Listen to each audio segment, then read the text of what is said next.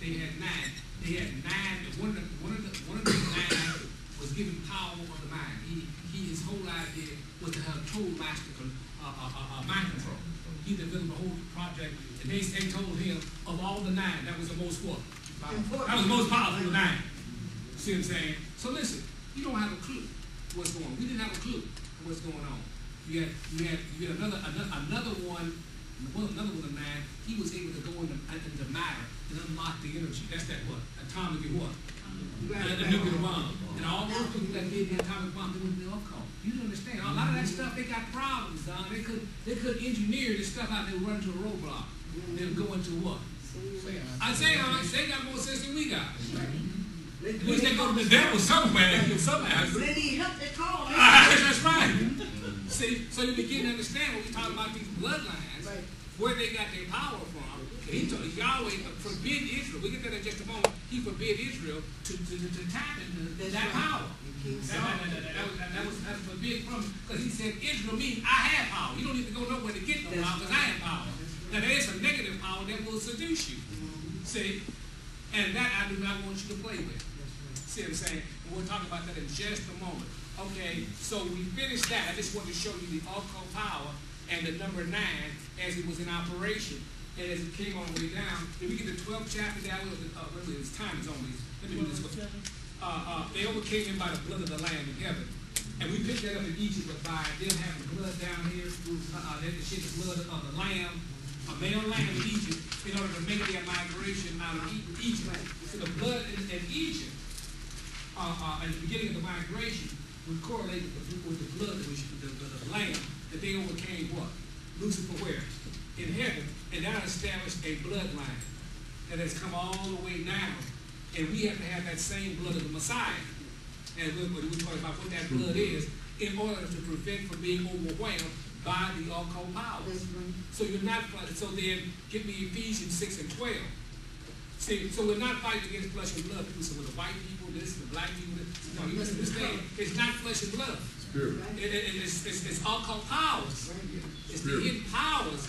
And they have very powerful stuff that they are able to maintain power. For great deals, just as Pharaoh was in. If Pharaoh was not, if Pharaoh had not, Moses had not received his vision from what? From Yahweh. They still would have been what? And still would have been bondage to this day. That's right. And nothing changed. Right. Because see, they had this occult power down there. See, that was maintained. See, and that's what we have. So read Ephesians 6 and 12, and we're ready to move there. We wrestle not against flesh and blood. See, it's not flesh and blood. So when they were in that barn there, and the bloodlines, they wasn't. What they were talking about wasn't flesh and what? Wasn't flesh and blood. They said we are 9 spirits. Right. And they were doing sacrifices. They went to a barn. They went to a barn and cut animals so they could cut them up. You don't know what they were doing in that barn. But those spirits did appear there before them. Just as Moses at this burning bush, this spirit appeared before him. Okay, read. For we wrestle not against flesh and blood, but against principalities, against powers, against rulers of darkness of this world. It said rulers of darkness, read.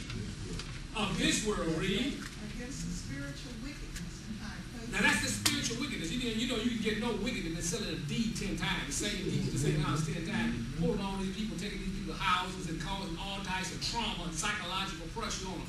Now, a lot of these people are cracking up as a result of losing their houses and mental anguish and all that type of stuff. So you begin to say, well, you understand what you're dealing with. So if you know what you're dealing with a serpent, then you got to know how to handle the serpent. See, you got to have some power to keep him off of you. And this is the power that we're talking about by being attached to this bloodline. The bloodline is Yahshua, being a spiritual Jew. You're in trouble. You're in big trouble down here. Okay, so, well, okay, we'll get the whole that from it, remind me. Okay, now, just I just want you to pause here. I want you to get the Fritz right there. And what did John Lennon, read what he said John Lennon said. Okay, you go ahead and read it. Okay, so John Lennon. You think John Lennon, one of the Beatles, that was all a setup. That's a whole story in itself. This is from Worldwide Evil and Misery. It said worldwide evil and what? Misery. So you think you have a happy time down in paradise down here. You go to my wife, you say, oh, this is so good. You go to Paradise Island. And I know I went there, I said, oh, I found the Rockefeller bill. That's all I know. And they got children to go gamble. You know what I'm saying? They got everything on lockdown. You ain't going nowhere. The legacy of the 13 satanic bloodlines. See, that's the legacy of the 13. And they listen, they do rule. And they can rule with an iron fist or they can rule with a soft blood.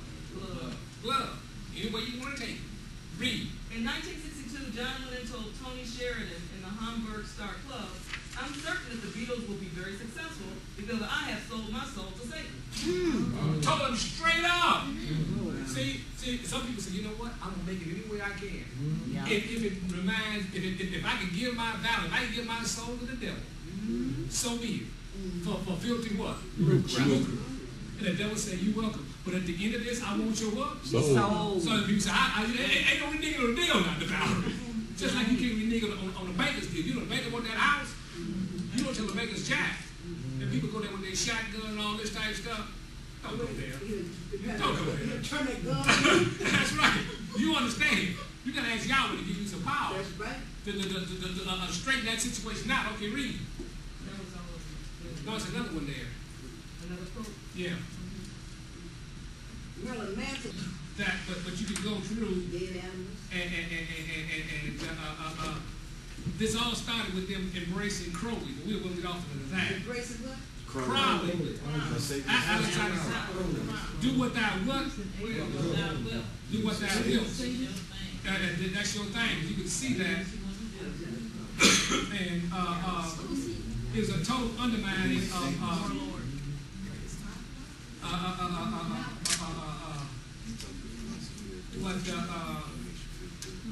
I'll give it next time on the floor. There's another quote in there from Lennon. Yeah, there's another quote in here. Let me keep looking and you go on to something. Okay.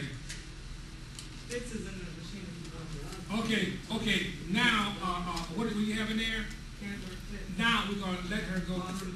Okay, let us do two things here. And then we'll put all this stuff together real quick.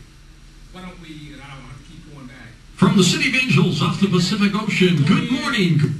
Go into where she talks about first, what comes first? When she talks about the mortgage debts, how they have sold these mortgages, the same mortgage 10 times to bankers. And then, no, I think, go to the tsunami first, and then come back. That's 27. Okay.